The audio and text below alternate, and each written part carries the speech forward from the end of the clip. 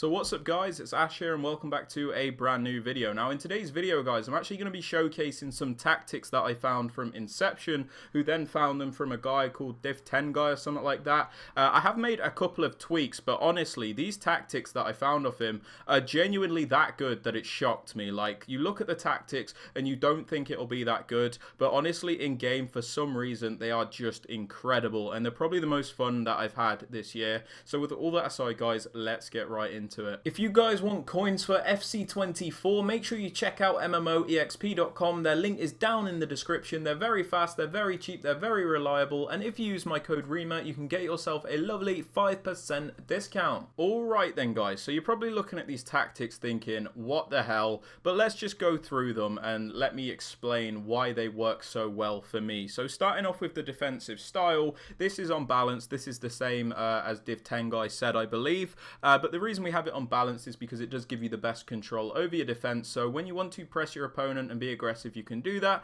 and then when you want to drop back and be a little bit more passive, you can also do that. Now I did make a tweak to the depth, which we'll get onto in a moment, which means we don't need to use any pressure tactics, but yeah, balance is the way to go. Moving on to the width guys, 35 has actually been really good. This is what it suggested, and the reason it's been really good is because it makes your defense super tight and compact. It makes it very difficult for your opponent to actually play through you, and a lot of the time you can just block the attacks because you just have that many of your players swarming around to block the passes and get the ball back. The reason it also works really well is because although people always go for those like wide wing plays, even if you have a really high width, you can't really stop those wide attacks. You know, if somebody's going to do those wide attacks, they'll do them whatever your width is. So it actually works really well to have that narrow defense to at least stop your opponent being able to play right through you, so you at least, you know, succeed in one area, and for that reason it's been super good guys. Moving on to the depth, this was the thing that I changed. In the video or the post, it said to have your depth on something like 45. Now, I couldn't really do this in the high divisions. It just didn't work because everybody just uses this 71 depth tactic, and there's a very good reason for that. This 71 depth tactic on the new gen versions of the game means your players will automatically press your opponent. You know, you don't actually have to do anything. It will just press your opponent. Also overloads the ball side, so it's very difficult for your opponent to play out from it, and it also breaks your opponent's attacking AI. So this works really well, and I did want to try this on 71 depth instead of the 45 depth which was suggested, and for me it's just been so good. I hope EA fix this depth thing, but right now it's just insane guys. Moving on to the build-up play guys, I have this on balance. This is because it gives you the most control of your build-up. So like when you want to play slowly you can do that, and then when you want to speed it up you can also do that. So you have like the best of both worlds when it comes to the build-up. You can pick and choose when and where you use each form of build-up, which is really nice. Now, something that doesn't really change regardless of the tactics that you use is direct passing. Now, the reason direct passing is so good is because it's the only tactic which will actually work against the drop back defenses. It's the only one which will give your players the right movement to break through that park the bus. Basically, when you get near your opponent's box and they're doing that park the bus stuff where they have everyone in the box, direct passing will make your players track back so the defenders overcommit, and then you can just play the ball across and score a goal. It also just gives you dynamic movements as a whole, which is really nice, and it also makes your attacking players bunch up against the opposition defenders so you can do the 1v1 isolation plays. For the width, this one shocked me as well. I have this on 25. This was the same thing that was suggested. You know, it just works really well for some reason. Having your players nice and close together makes it easier to play passes. There is still width, which we'll get onto in the instructions, but this 25 width has genuinely been amazing. Like, it might not look like it makes sense, you just have to give it a go guys.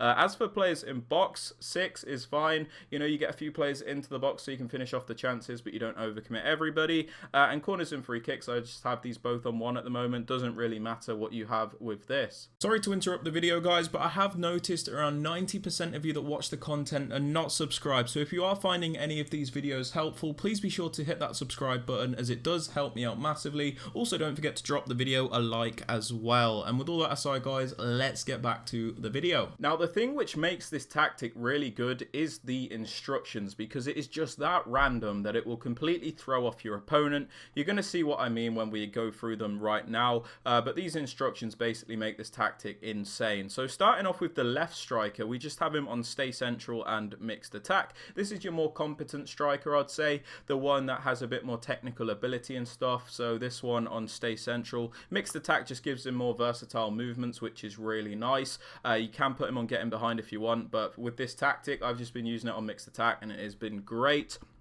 For the other striker, guys, this kind of makes it feel like a 4-3-2-1 at times, I will say, but it's just really strange how this works. So we have the striker on drift wide, get in behind, and stay forward. Drift wide is really useful when you have like a taller striker like Haaland, because they go over like near the fullbacks a lot of the time. So if you win the ball back in your own half, and then you do like a long ball up to the top, like up to the wing where this player would be on the drift wide instruction, a lot of the time they'll just dominate that fullback to the header and you'll get easy possession. The getting behind instruction also means they're going to make those darting runs. It works very well on lengthy players because they seem to make really good runs. And then the stay forward instruction means they're always up there, so you have that option to play the ball. But yeah, this really did surprise me. This set of instructions here, really good, guys. Now, the reason this feels like a 4-3-2-1 at times is because we have this left mid on stay forward and get into the box for cross, as well as getting behind. So when we have this player on stay forward, it kind of makes it feel like you have a front three at times, because that right striker is drifting out wide, the left striker is staying central, and then this like winger left mid player is also going up. So it feels like you have like that front three that you would have in the 4-3-2-1. The stay forward instruction is really good on a high-low player like this, because they're always up there, always ready to receive the ball and counter attack your opponents. Just super good.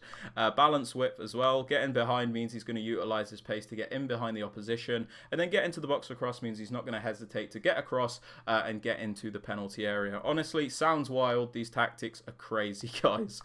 Moving on to the right mid, we have him on comeback on defense, get in behind and get into the box for cross. This is so we always have like at least a midfield three, which I'd say is not always ideal, but it still works out really well. So this right mid here, if you have like a high work rated player, this is where you'll notice the most results, the best results, because they're going to get back into position very quickly. So when you don't have the ball, it kind of feels a bit like a 4-3-3, which is still alright. So come back on defense on this player, get into the box cross, same reason, we don't want him to hesitate into the penalty area, and getting behind means he will utilize his pace to get in behind and make those runs. So yeah, again, these instructions sound crazy, but they're super good, guys. Now, on your more defensive-minded midfielder, stay back and cover wing. Now, we have him on stay back because, yeah, he's defensive-minded. We don't want him to go forward. And cover wing means he will actually cover the wider areas when your like wide attackers are caught out. So it actually works really nicely. I was surprised by this, to be honest. So cover wing on this player.